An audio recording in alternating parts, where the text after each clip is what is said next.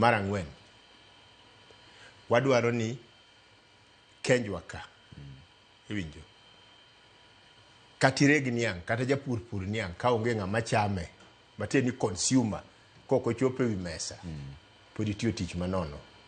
Wadwaro ni bei ma sukari chopo go wi mesa obed bei ma nyalo bedo ma japiny nyalo afford, matieni ok wadwa bedo gi sukari kendo wadwa bedo gi sukari ma affordable. Ai mogik, sani kaka piny mar Kenya, sukari mitiyogo e Kenya ka en metric tons milion 1.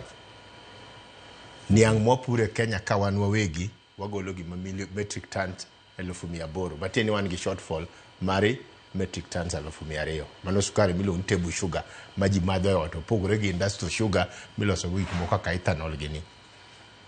Koro wadwaro ni ok mondo gap modong' e kind gimwa pidho ka mawuok e pinywa kata kod mawuok oko, mondo gap ni walor, ok loro gap no kende. Wadwaro ni bang' higni 2, mano mantiende sani wan e higa 25, bang'